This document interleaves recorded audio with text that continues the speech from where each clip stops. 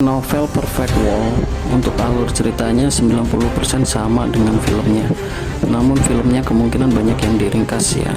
Oke, langsung saja kita lanjut ke alur ceritanya bro. Setelah mendapat cacian dari semua orang di gua itu, makhluk berambut merah menjadi kesal.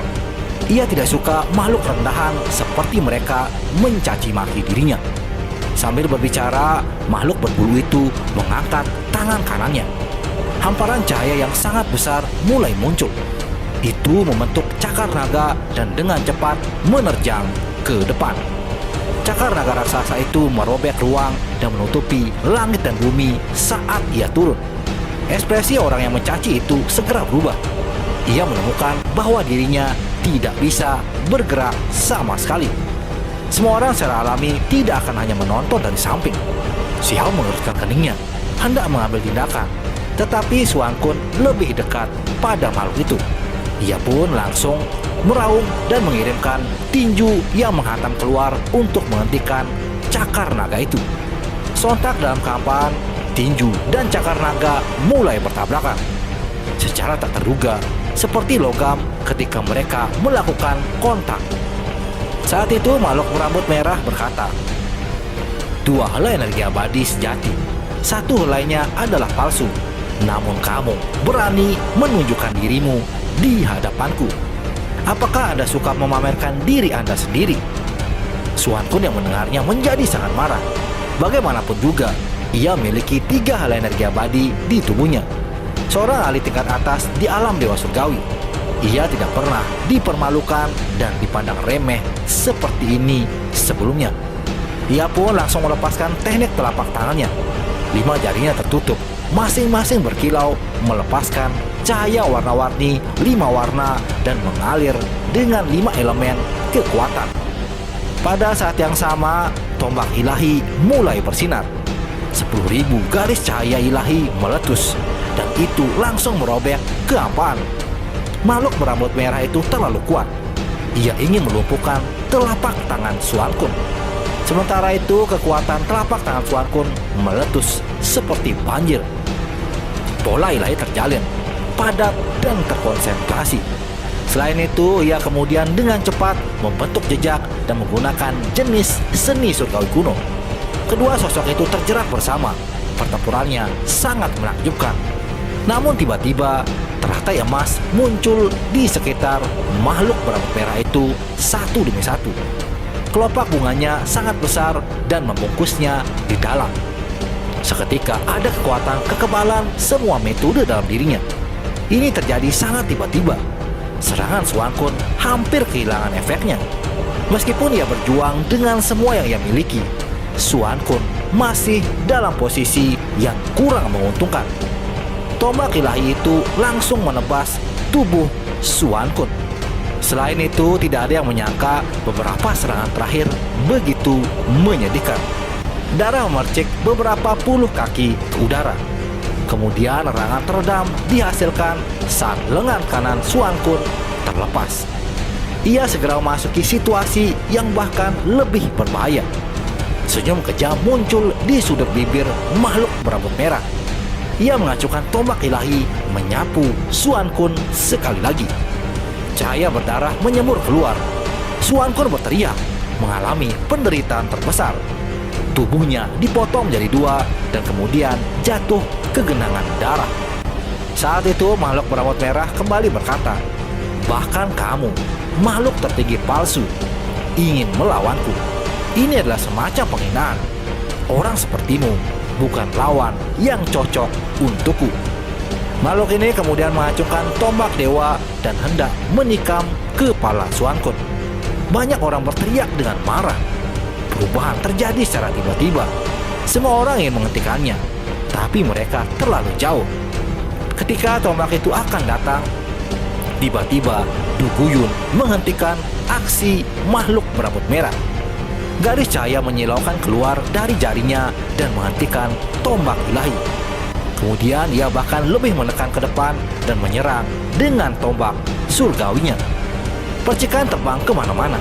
Energi abadi langsung melonjak menghentikan tombak ilahi. Lantas makhluk berambut merah itu berkata dengan dingin, "Apa yang sedang kamu lakukan? Apakah kamu tidak ingin tahu di mana pintu kerajaan kuno itu?" Pada saat ini, serangan yang lain telah tiba. Pancaran ilahi mengalir seperti hujan, menghantam ke arah makhluk tersebut. Seketika makhluk itu meninggalkan bayangannya. Ia dengan cepat mundur ke belakang dan tiba di depan dinding batu. Ia siap untuk mundur ke dunia pintu itu kapan saja. Jelas sekali kalau makhluk ini tidak berani menghadapi semua orang secara langsung. Di sana tidak hanya ada satu atau dua makhluk muda tertinggi yang akan dihadapi. Orang-orang ini rata-rata sudah mengolah 3 helai energi abadi. Bisa dibayangkan jika mereka bergerak bersama-sama. Lantas seseorang berjalan dan mengangkat 2 potong tubuh Xuan Kun. Penderitaan yang dialami Xuan Kun tidak dapat diringankan. Tombak ilahi membawa pola ilahi yang menakutkan. Itu tidak hanya memotong tubuhnya, tapi juga merusak energi vitalnya. Setelah kedua bagian tubuhnya bergabung, Xuan Kun masih kehilangan semua kekuatan bertarung. Ia tidak dapat mengambil tindakan untuk saat ini. Di kejauhan, makhluk itu berkata, "Hanya sekelompok ternak. Namun kalian semua berani bersaing dengan klan kaisar. Kalian tidak mengetahui perbedaan antara hidup dan mati." Ekspresi semua orang segera berubah. Semuanya benar-benar murka. Makhluk itu benar-benar membandingkan mereka seperti binatang. Seketika sekelompok orang datang mengepung untuk menyerangnya. Makhluk berambut merah itu langsung menopang dinding batu dengan satu tangan. Kemudian ia berbalik untuk pergi dan berkata, "Apakah ada di antara kalian yang berani melawanku 1 lawan 1? Atau aku akan mengizinkan kalian semua bertarung dalam kelompok yang terdiri dari 3 orang. Apakah ada di antara kalian yang berani melakukan itu?" Ini adalah jenis provokasi yang tidak terselubung. Sama sekali tidak menempatkan orang-orang ini di matanya. Penuh dengan penghinaan terhadap talenta muda yang mengolah 3 helai energi abadi.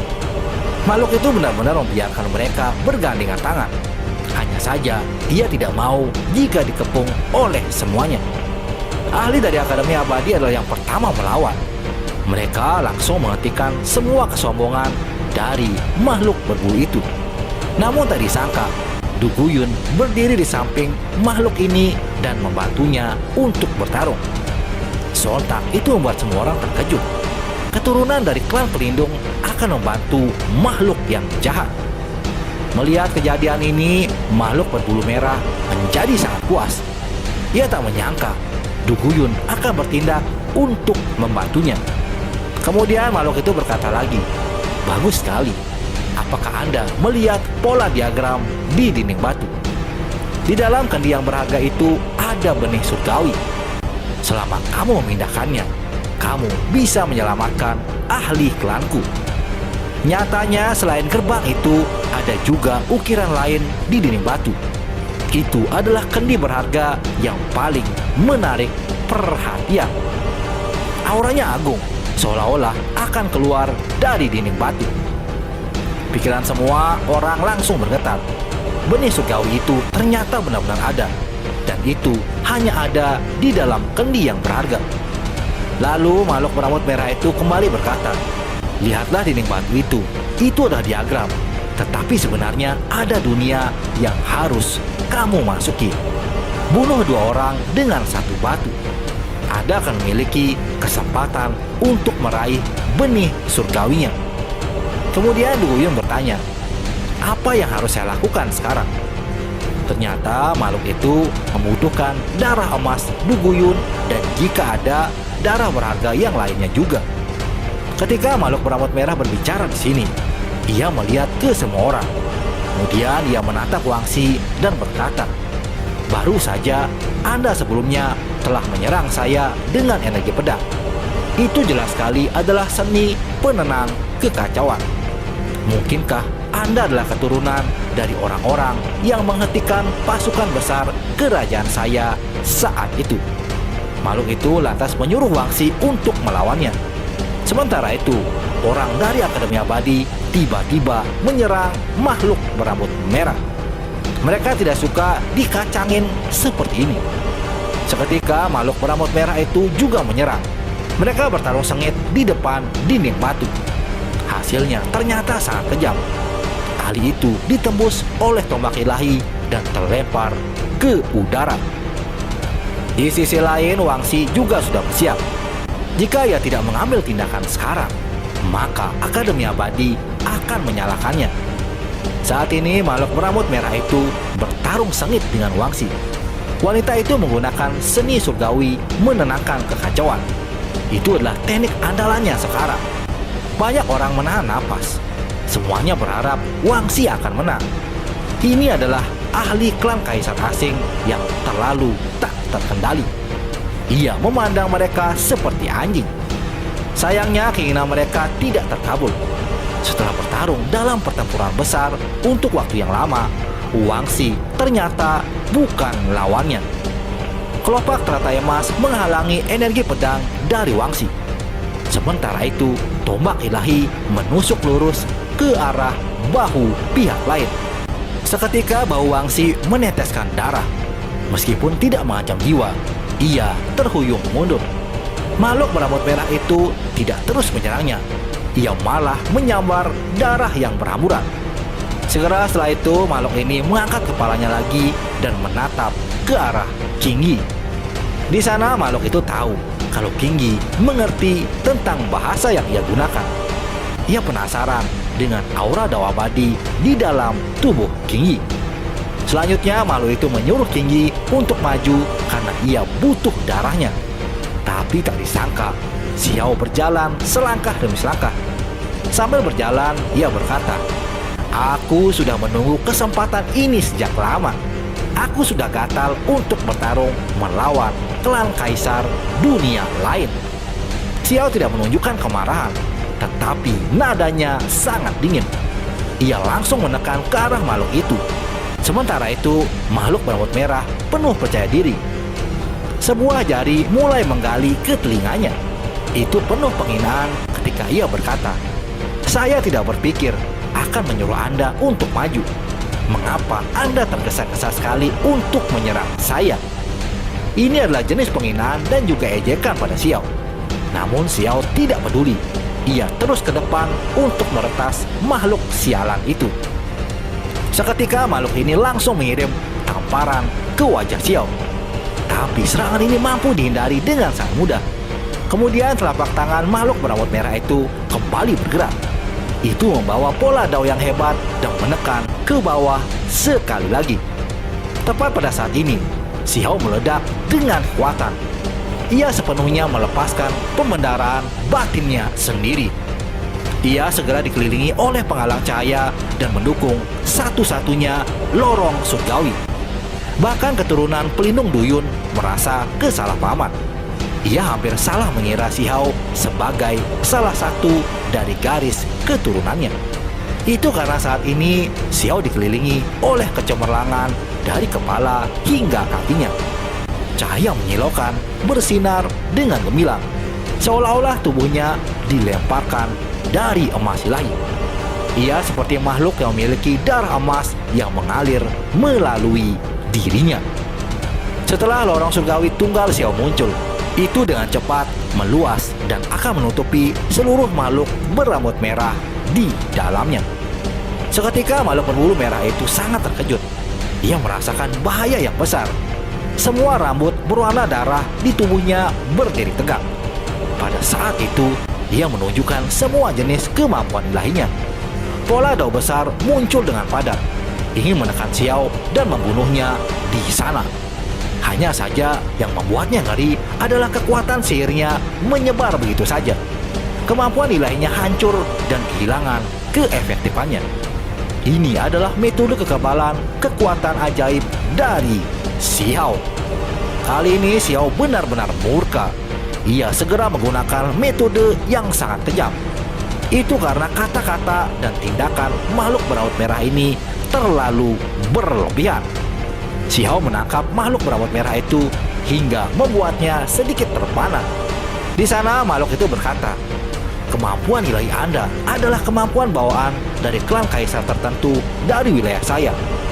Di negeri asing, ada klan kaisar yang mengandalkan ini untuk mendominasi dunia. Tidak ada yang bisa melawan mereka. Ini adalah sekte mereka yang melindungi seni ekstrim. Sesuatu yang akan mengubah wajah semua ahli ketika mereka mendiskusikannya.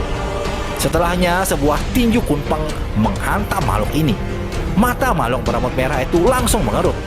Ia sekarang tidak lagi berani menunjukkan sedikit pun kesombongannya. Makhluk itu mengumpulkan semua energi esensi tubuhnya. Ia tahu bahwa kemampuan ilahi tak berguna. Jadi ia hanya bisa mengandalkan kekuatan dagingnya yang hebat. Tiba-tiba daun besar bergemuruh. Suaranya benar-benar memekakan telinga. Tinju kunpeng menabrak kehampaan dan menabrak di wajah makhluk berambut merah. Seketika makhluk itu batuk seteguk darah. Setengah wajahnya sangat kesakitan.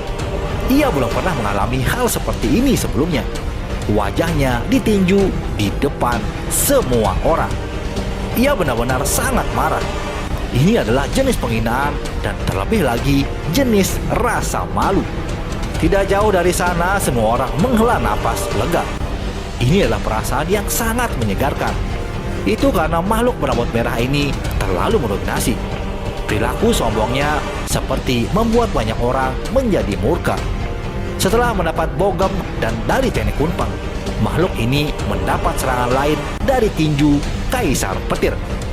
Tinju ini terlalu langsung, dengan kuat menghantam makhluk berambut merah itu ke pintu. Darah menetes dari wajahnya, kepalanya sedikit ambruk. Rasa sakit yang hebat membuat mata peraknya memerah. Namun apa yang bisa ia lakukan sekarang? Kemampuan ilahinya kehilangan keefektifan, dan ia juga dibatasi oleh satu lorong surgawi. Meskipun masih bisa bergerak, tubuhnya lesu, memasuki situasi yang paling berbahaya. Suara pipa terdengar terus-menerus. Tinju Xiao menghantam langsung ke wajahnya. Tidak hanya membawa kekuatan dagingnya, ada juga kilat, dan semuanya benar-benar meletus sekarang. Orang bisa dengan jelas melihat kepalanya yang berambut merah hangus hitam karena busur listrik. Adapun wajah itu, rambut bahkan lebih rontok, menghasilkan wajah hitam. Sedikit bau hangus dilepaskan dari sana. Namun makhluk berambut merah ini tidak langsung mati. Ia masih hidup dengan sempurna. Nyatanya tubuhnya terlalu kuat. Benar-benar seorang praktisi penyempurnaan tubuh di tingkat puncak. Jika yang dipukul bukanlah makhluk berambut merah, ia pasti sudah hancur berkeping-keping. Xiao pun mengirim tinjunya lagi sambil berkata, "Pria berkulit tebal." Kali ini kekuatan tinjunya luar biasa hebat. Apalagi membawa simbol kemampuan suci, menabrak pangkal hidung makhluk itu. Seketika makhluk berambut merah ini mengeluarkan raungan panjang. Ingus dan air mata mengalir kemana-mana. Tidak peduli seberapa kuat ia masih tidak bisa untuk bertahan. Kemudian giginya juga terbang keluar. Ia dipukul sampai giginya yang tajam menjadi longgar. Sontak makhluk itu menjadi semakin murka. Semua darah esensinya melonjak. Roh primordialnya juga bersinar. Dia pun melantunkan sejenis kitab suci kuno dari mulutnya. Sementara itu, Xiao membombardir wajahnya untuk menebas roh primordialnya. Itu karena ia bisa merasakan bahwa metode kekebalan magis Xiao sudah mulai kehilangan efeknya. Kitab suci yang dinyanyikan pihak lain sangatlah aneh, akan membebaskannya dari pembatasan ini. Tepat pada saat ini, Xiao menghasilkan inti pedang yang tumpul dan mengacungkannya tanpa ragu-ragu ke dahi musuhnya. Xiao berharap untuk segera mengakhiri hidupnya. Jarak antara alis makhluk berambut merah itu terpotong, tapi ujung pedangnya kini terhalang. Pasalnya perisai 5 warna muncul dan keluar dari dahinya. Perisai itu mulai meredup. Bunga api berterbangan ke segala arah. Pedang abadi juga mulai bergetar. Itu menyerap esensi perisai 5 warna yang dikeluarkan oleh pihak lain. Itu menggabungkannya ke dalam dirinya sendiri. Ini sebenarnya adalah artefak berharga yang dilemparkan dari emas abadi. Namun itu masih dipotong oleh inti pedang Xiao. Setelah dirangsang oleh siksaan hidup dan mati jenis ini, makhluk berambut merah berjuang dengan semua yang ia miliki. Pada akhirnya makhluk itu melepaskan dirinya dari batasan. Kini ia sudah mendapatkan kebebasannya. Namun Xiao masih mengacungkan inti pedangnya. Ia menebas dengan mematikan. Di sisi lain, makhluk berambut merah menjadi semakin kuat. Tetapi setelah menderita pukulan berat tadi, ruang di antara alisnya masih terbuka. Meskipun diblokir pada saat kritis oleh perisai kuno, roh primordialnya masih menderita luka yang parah. Xiao sendiri terus maju dengan berani. Energi pedang dilepaskan dalam 10.000 garis. Pada akhirnya, serangan pedang menembus lehernya hingga hampir putus. Makhluk berambut merah itu mencengkram lehernya dengan tangannya sendiri. Ia pun langsung melompat ke belakang dan menabrak dinding batu dengan suara peng. Makhluk ini langsung melarikan diri sambil mengadu. Teratai emas berserakan. Keturunan pelindung Du Guyun juga masuki dinding batu itu. Xiao sendiri juga bergegas untuk mengejarnya. 10 Raja Mahkota, abadi yang diasingkan, dan yang lainnya merasa ragu-ragu di awal. Tapi pada akhirnya mereka semua ikut masuk. Ada sebuah pintu di dinding gunung. Ini adalah ukiran batu, bukan pintu yang sebenarnya. Tetapi saat ini semua orang masih bisa melaluinya. Darah emas mengalir, bersinar di dinding batu itu. Itu adalah darah emas dari keturunan pelindung Du Guyun. Darah ini menjadi pemicu untuk membuka pintu tertutup ini. Ada sekelompok yang sudah lama masuk. Semua orang mondar-mandir, bertanya-tanya apakah mereka harus masuk juga. Sontak tempat itu menjadi semakin berisik. Beberapa orang mulai mundur, meninggalkan tempat ini untuk memberitahu kedua tetua akademi. Itu karena banyak orang tidak dapat menetapkan resolusi mereka. Ini adalah tanah yang sunyi. Ujung yang lain tidak dapat terlihat. Xiao berteriak dan bergegas mengejar makhluk itu. Darah terciprat keluar. Makhluk berambut merah terluka parah beberapa kali lagi. Luka di lehernya menjadi semakin menakutkan. Kepalanya bahkan hampir terlepas. Bahkan dadanya sekarang sudah tertusuk. Xiao terus mengejarnya dari belakang. Ia tidak ada niat untuk melepaskannya sama sekali. Lalu makhluk berambut merah itu merasakan kebencian yang luar biasa. Ia mengutuk dan berteriak bahwa dirinya harus menyiksa Xiao dan mengekstrak jiwanya ketika ia pulih.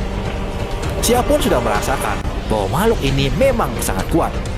Jika ia bertarung dalam pertempuran yang menentukan, maka makhluk ini akan menjadi lawan yang tangguh.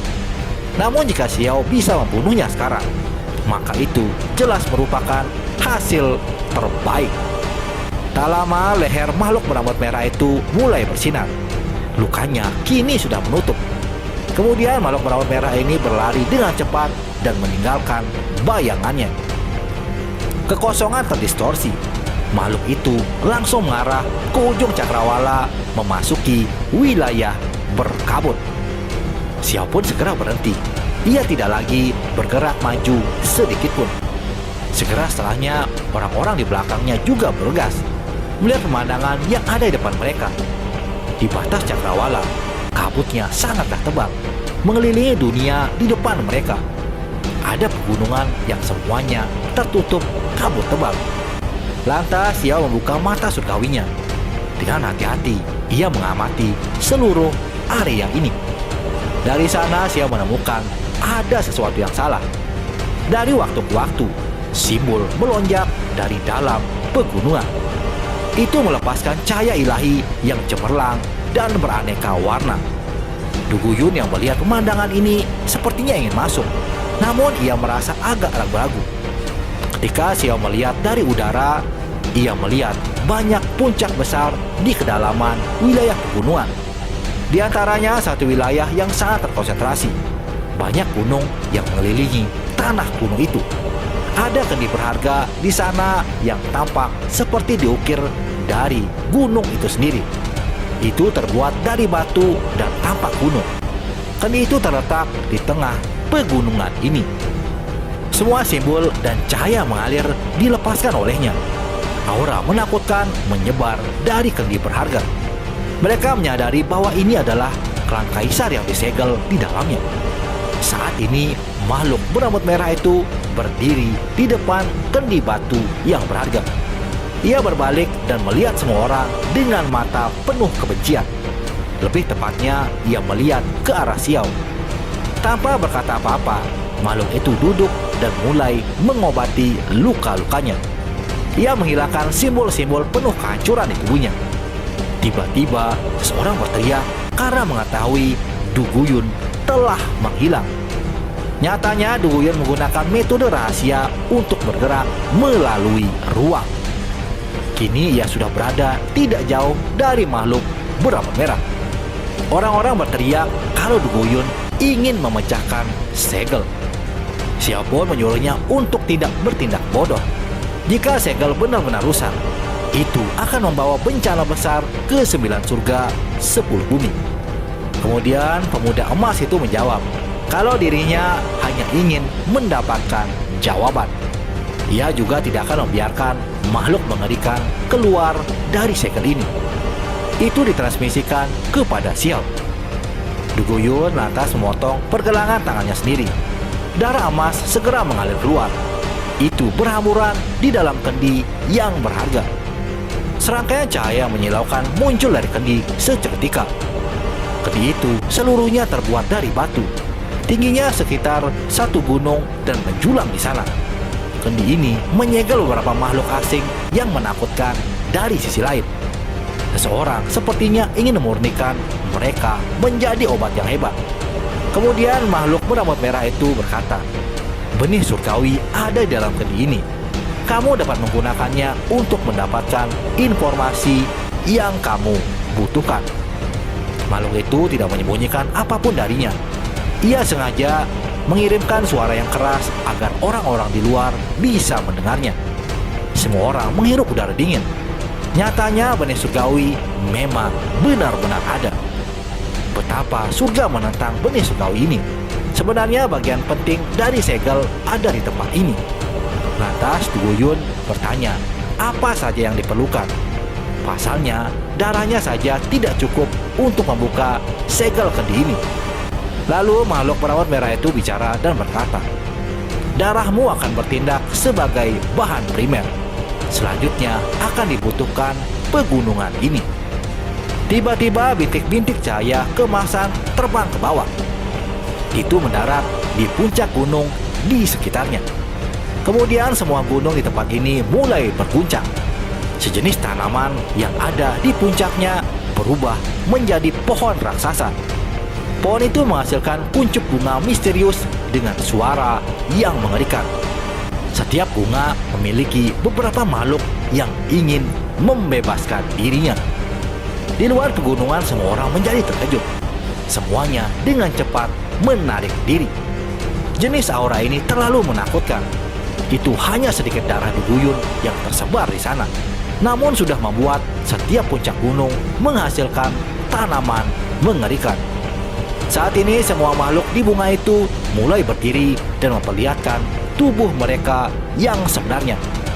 Semua orang merasakan hawa dingin di punggungnya. Mereka memiliki firasat yang sangat buruk. Segera setelahnya, makhluk-makhluk ini tiba-tiba bergerak. Semuanya melompat keluar dari bunga. Beberapa memegang tombak perang dan tombak besar lainnya. Makhluk-makhluk ini memiliki energi jahat yang menakjubkan. Bentuknya juga berbeda-beda. Ada serangga ilahi, ratusan burung ganas bersayap, naga hantu tanpa sisik, dan semuanya menyeramkan hingga menakutkan. Setengah dari mereka berbentuk manusia. Ini semua terlalu gila. Tempat ini segera dilemparkan dalam kekacauan. Hanya jenis kekuatan ini saja sudah membuat semua orang tercengang. Bagaimana sekarang mereka bisa melawan? Mereka semua adalah makhluk ganas yang hebat. Makhluk-makhluk itu sudah cukup untuk menyerang 9 surga 10 bumi. Tepat ketika harapan semua orang berubah menjadi debu, cahaya ilahi yang paling menyilaukan bersinar dalam kehampaan. itu sangat tajam saat menyapu langit dan bumi. Nyatanya itu adalah senjata abadi. Bentuknya seperti tombak besar yang mengerikan. Tombak itu menyerang semua makhluk kuat di pegunungan. Semua orang tidak percaya dengan apa yang mereka lihat. Seberapa kuat serangan ini? Bagaimana ini bisa terjadi? Satu serangan dari senjata itu sudah cukup untuk menjatuhkan begitu banyak makhluk purba yang mengguncang dunia. Pada saat ini gunung-gunung mulai bergoyang. Semua tanaman menderita serangan. Bunga-bunga yang menakutkan hancur satu demi satu. Banyak makhluk menderita pukulan fatal. Tak lama, kendi itu bergerak lagi, menghasilkan jejak lain berupa pedang abadi. Itu terbang melintasi kehampaan seperti seberkas kilat, dan kemudian memotong segalanya. Teriakan perang mengguncang langit. Di tanah, makhluk kuat yang tak ada habisnya masih belum mati. Mereka bergegas menuju langit untuk melawan senjata abadi. Bahkan sekarang, cuaca telah berubah. Awan gelap mengirimkan hujan deras. Angin gila mengaduk dan guntur menerjang. Sementara itu, semua ini hanya terjadi dalam sekejap. Ini sangat tidak wajar. Seolah-olah ruang itu sendiri telah pecah. Tiba-tiba memasuki alam yang berbeda sama sekali, menampilkan pemandangan semacam ini.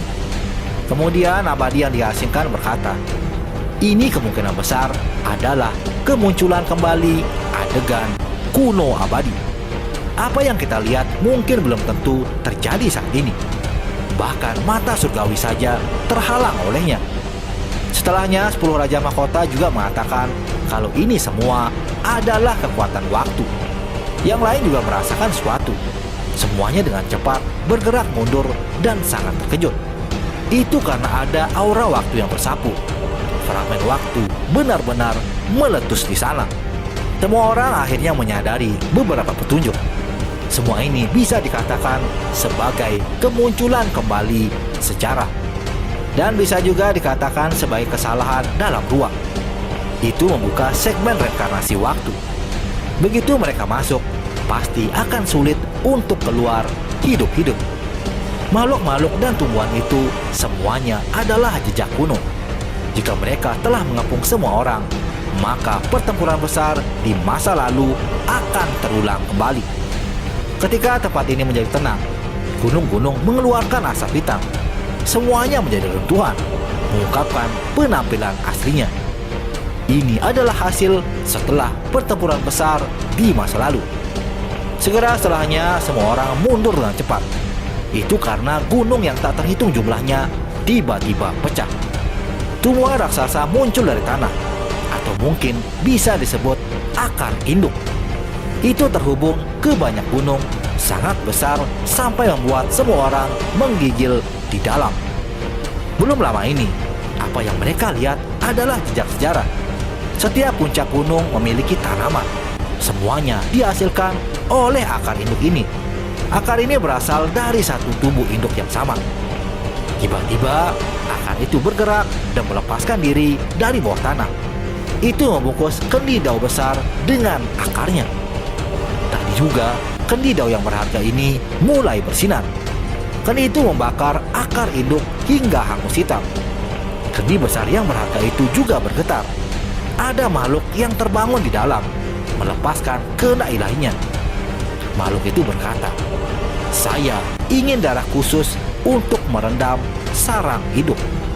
Di masa depan kalian semua akan diberikan keabadian sebagai imbalannya. Kalimat ini menggoda pikiran semua orang. Akibatnya, beberapa orang memotong pergelangan tangannya untuk mempersembahkan darah. Sementara itu, akar induk mulai menggeliat. Meskipun ada banyak area yang hitam hangus, akar ini terus tumbuh untuk menjangkau pegunungan. Akarnya menjulur menginginkan darah yang berharga. Namun jangkauannya masih terbatas. Pada saat yang paling kritis, desahan tua mulai terdengar.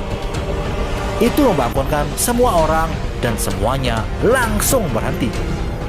Tiba-tiba sosok humanoid muncul dari permukaan kendi. Itu awalnya adalah sebuah ukiran, tapi sekarang itu membebaskan dirinya sendiri. Pedang di tangannya langsung menebas akar induk dan membakarnya menjadi abu hitam. Seketika makhluk yang disegel dalam kendidau meraung karena marah. Mereka tidak bisa menerima kenyataan ini. Sosok humanoid itu juga berkata, "Anggota pasukanmu yang tak terhitung jumlahnya dimusnahkan saat itu. Aku tak pernah berharap masih ada satu akar induk yang tertinggal di sini. Setelah beberapa akar selamat, Anda benar-benar pulih sejauh ini." Sontak kendidau berharga mulai bergetar hebat. Makhluk di dalamnya berjuang untuk membebaskan diri. Tapi semua itu masih sia-sia. Harapan mereka sudah kandas sekarang. Kemunculan sosok humanoid ini menghancurkan mimpi setiap makhluk di dalam kendi. Lalu sosok humanoid itu kembali berkata, "Sudah waktunya bagimu untuk menghilang juga. Anda semua hanya bisa menjadi makanan benih surgawi. Biarkan benih itu matang dan mencapai kesempurnaan." Ketika mereka mendengar sampai di sini, semua orang menggigil dalam hati. Klan kaisar dari dunia asing terkenal sangat kuat. Namun mereka dijadikan makanan untuk benih surgawi. Semua orang merasa sangat ngeri. Apa sebenarnya benih surgawi ini? Setelah matang, siapa yang akan mendapatkannya? Kemudian Duguin bertanya pada sosok itu, "Apakah kamu adalah makhluk yang berasal dari jalan kuno itu?" Sosok humanoid ini menjawab dengan dingin dan berkata, "Ini tidak ada hubungannya dengan kalian semua. Era besar ini telah mencapai akhirnya. Perang besar sudah semakin dekat. Kalian semua harus pergi untuk bertarung." Setelahnya seorang siswa dari Akademi Abadi bertanya pada sosok humanoid itu. Ia sangat ingin tahu untuk siapa benih surgawi itu dimurnikan.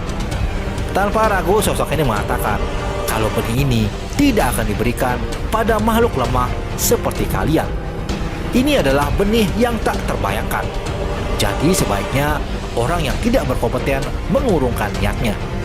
Setelah pembicaraan itu, sosok humanoid ini mulai meredup dan kembali dalam kendi berharga. Duguyun menatap kosong. Ia melihat kendi besar yang berharga itu, tidak mengucapkan sepatah kata pun. Sementara itu, Xiao memanggil makhluk berambut merah untuk keluar dari areanya. Ketika ia mendengar perintah dari Xiao, makhluk ini menjadi sangat marah. Namun saat itu, tidak ada yang bisa ia lakukan. Dengan seluruh luka yang diterima sebelumnya, makhluk ini sudah tidak dapat melawan balik. Makhluk ini pun melompat dan memasuki kendi yang sangat berharga. Tidak ada yang tahu nasib dari makhluk itu selanjutnya. Namun yang pasti, kendi itu akan memurnikan setiap makhluk yang masuk ke dalamnya. Seketika tempat ini menjadi damai kembali. Tanah berantakan, abu tanaman berserakan di mana-mana. Kendi besar Dao yang berharga berubah menjadi gunung batu. Itu terlihat agak kesepian saat menjulang di sana. Duguyun menjadi diam. Ia berdiri di sana untuk waktu yang lama. Yang lain juga terdiam, merasa sangat sedih. Setelah membantai jalannya ke depan, tidak ada yang bisa mendapatkan benih surgawi itu. Segera setelahnya, seorang dari lembaga Dewa Surgawi menyebut Duguyun telah berkolusi dengan makhluk asing. Ia tidak bisa menerima adanya pengkhianat di lembaganya. Ketika akan menyerang, beberapa orang langsung menghentikannya. Xiao juga mengatakan, biarkan saja ia seperti itu. Laporkan pada tetua dan biarkan mereka yang menanganinya.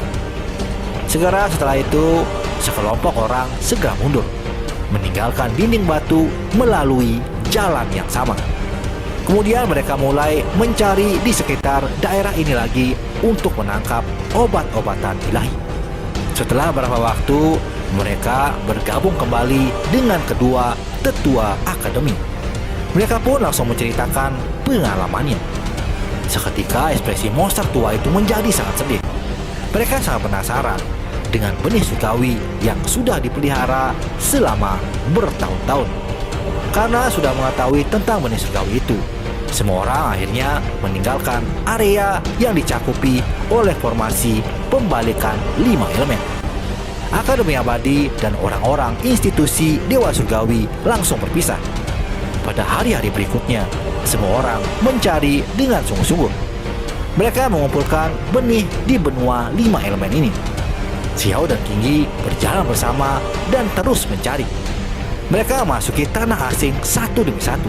Secara mengejutkan, mereka menemukan banyak biji daun. Biji-biji ini memiliki 5 elemen yang berbeda. Hari itu, tiba-tiba bumi besar kembali berguncang. Cahaya kemasan menutupi langit dan bumi. Nyatanya, pohon setengah dunia akan segera pergi. Pohon kuno emas ini bergerak. Sinar matahari ilahi mengalir ke langit. Di sekitarnya, energi kacau menjadi lebih kuat dari sebelumnya. Energi esensi 5 elemen membuatnya berkembang lebih jauh. Transformasinya kini sudah mendekati pohon dunia sejati. Ketika pohon setengah dunia ini sudah pergi, semua orang juga mengikuti dengan kapal perang peraknya.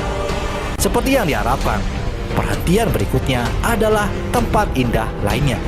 Tempat ini adalah tempat yang sangat tenang dan damai. Awan keberuntungan memenuhi langit. Semuanya diciptakan oleh simbol Dao yang hebat. Ketika semua orang turun, pikiran mereka sangat terguncang. Ini bukan tanah murni sejati, melainkan tanah yang ditempa oleh hukum alam dunia. Setelah melakukan perjalanan cukup jauh, semua orang samar-samar melihat bahwa ada satu area di jantung pulau yang sangat tidak biasa. Ada sebuah pohon kuno yang sangat misterius tumbuh di sana. Penatua kedua sangat yakin kalau itu adalah pohon semua Dao. Namun yang lebih mencengangkan adalah ada seseorang yang duduk dan ditutupi oleh rantai. Rantai ini menusuk bahunya dan menyegelnya di sana. Batang pohon itu meliuk-liuk, seolah-olah seekor naga tua sedang berbaring di sana.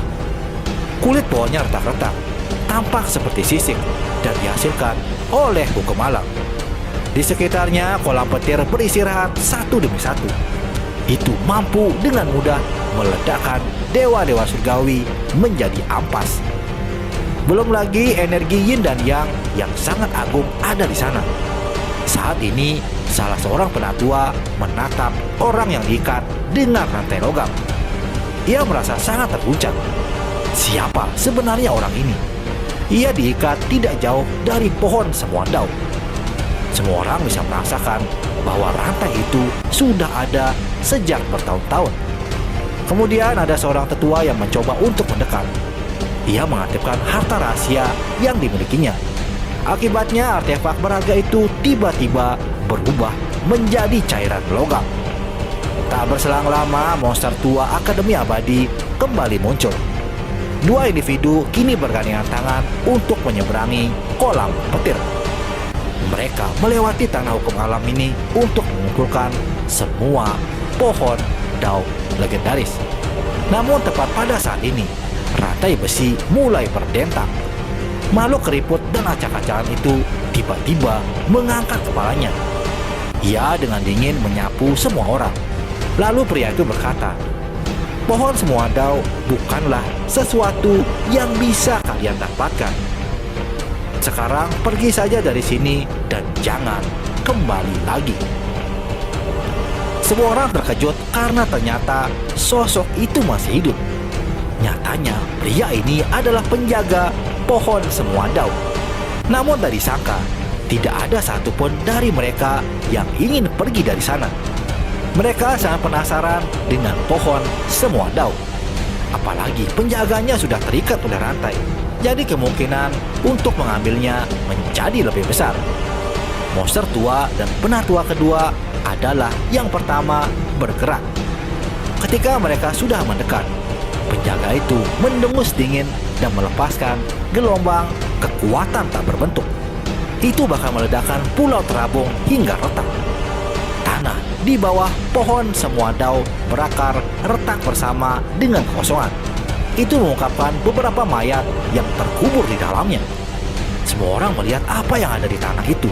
Bahkan makhluk seperti itu menderita bencana, sekarat dan terkubur di bawah tanah. Lantas pria penjaga itu berkata kalau orang-orang ini mati karena pohon semua daun. Seketika para tetua dari kedua akademi memutuskan untuk pergi. Mereka mengerti benar betapa menakutkannya sisa-sisa kerangka itu. Semua orang langsung jadi diam. Mereka semua memahami beratnya situasi. Bagaimana mungkin dua benih yang mengejutkan muncul satu demi satu di makam alam? Setelah cukup jauh dari area berbahaya itu, semua orang kembali mencari peluangnya.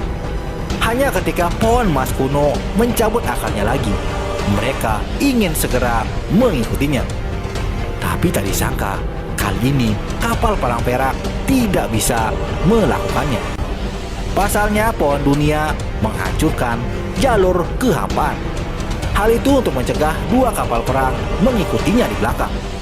Para tetua hanya menghela napas dengan kekecewaan dan frustasi. Kini mereka hanya bisa mencari di area yang bisa dijangkau. Tak berselang lama, kapal perang perak sampai di suatu bumi yang rusak. Bintang-bintang yang hancur ada di mana-mana. Selain itu, ada semua jenis mayat yang rusak dan darah mengambang di kapal. Ketika seorang mencoba mengumpulkan jenis darah perak tertentu, ia segera mengeluarkan teriakan menyedihkan. Itu adalah artefak magis spasial yang meleleh. Tetapi segera setelahnya, ia sendiri juga membusuk, berubah menjadi darah kental. Sontak seorang penatua meminta semua orang untuk berhati-hati. Wilayah ini sangat luas. Mereka melihat terlalu banyak mayat dan semuanya telah rusak. Walaupun begitu, orang-orang tahu kalau di situ terdapat benih darah. Benih ini sangat kuat dan dapat mengumpulkan energi jahat. Di sana ada lebih dari 1 atau 2 benih darah. Proses mengumpulkan mereka sangat berbahaya. 3 orang tiba-tiba mati karena tenggelam dalam energi mayat. Namun beberapa orang berhasil mengumpulkan benih darah ini. Segera setelahnya mereka pergi dari sana dan memasuki sekelompok konstruksi kuno yang mengambang di makam alam. Di tempat itu mereka melihat banyak bayangan. Nyatanya di sana ada benih daun jiwa yang terkumpul dari roh-roh para pahlawan. Ada beberapa orang yang berhasil mendapatkannya, namun ada juga yang tewas mengenaskan. Setelah perjalanan yang panjang itu, akhirnya tetua dari lembaga Dewa Surgawi memutuskan untuk kembali. Kemudian kapal perang perak berubah menjadi seberkas cahaya dan berangkat ke kejauhan. Namun di perjalanan, sebuah tangan besar tiba-tiba mengguncang kapal. Tangan besar itu hitam pekat seperti tinta menutupi langit saat menabrak kapal perang perak. Adegan itu benar-benar menakutkan. Bintang-bintang sekitarnya menjadi redup dan juga jatuh. Ini membuat semua orang merasa sedikit putus asa. Tak berselang lama, penatua kedua menghasilkan diagram 10 alam untuk melindungi kapal perang. Seketika tangan besar itu tidak bisa lagi menyerang mereka. Setelahnya, suara penyesalan menggema di angkasa. Sosok itu jelas tidak ingin melepaskan mangsanya begitu saja. Namun ia tidak berdaya di hadapan diagram 10 alam. Segera setelahnya, kapal perang perak melesat menuju lembaga Dewa Surgawi. Setelah beberapa waktu, Xiao dan rombongannya sampai juga di lembaga. Ada penyesalan yang muncul karena benih surgawi tidak berhasil diperoleh. Terlepas dari itu, semua siswa sudah mendapat benih yang dibutuhkan. Kini sudah saatnya mereka masuki periode isolasi. Penatua kedua menyuruh para siswa mencapai transformasi yang paling tinggi. Selain itu, semua siswa sekarang sudah dapat mengolah kitab suci kuno Dao Abadi. Semua orang bersemangat. Mereka ingin cepat menerobos. Itu karena waktu mereka sudah mendesak. Jumlah peluang yang tersisa bagi mereka tidak banyak lagi. Ketika kerumunan itu sudah mulai bubar, Xiao berjalan dan berkonsultasi dengan penatua kedua. Ia bertanya, dapatkah seseorang bergabung dengan lebih dari 1 benih? Dengan tegas tetua itu menjawab, itu adalah jalan kematian. Dulu ada yang sudah mencobanya, namun akhirnya ia menerima ajalnya. Penatua kedua menggelengkan kepalanya saat itu. Ia selami tahu apa yang dimaksud pemuda di hadapannya ini. Xiao ingin menggunakan sejumlah besar benih untuk menebus inferioritas bawahannya. Sayangnya benih berharga yang benar-benar tak tertandingi hanya sedikit jumlahnya. Sangat disayangkan bahwa pemuda ini tidak bisa mendapatkannya. Penatua kedua juga sangat memikirkan potensi dari Xiao. Kemudian Xiao berjalan ke kejauhan bersama dengan Qingyi. Xiao masih sangat merindukan benih surgawi itu. Namun tiba-tiba penatua kedua memanggil Xiao dan berkata, mungkin masih ada beberapa metode. Akademi Abadi mungkin memiliki benih berharga yang tak tertandingi yang tersembunyi. Ada rumor mengatakan kalau benih itu sangatlah kuat. Meskipun sebelumnya telah bergabung dengan seseorang, ketika orang itu mati, maka benihnya akan mengembun sekali lagi. Seketika Xiao kembali menjadi bersemangat. Ia pun tidak buru-buru memasuki pengasingan untuk bergabung dengan benihnya. Hanya saja Xiao masih bingung. Bagaimanapun, itu adalah benih orang lain.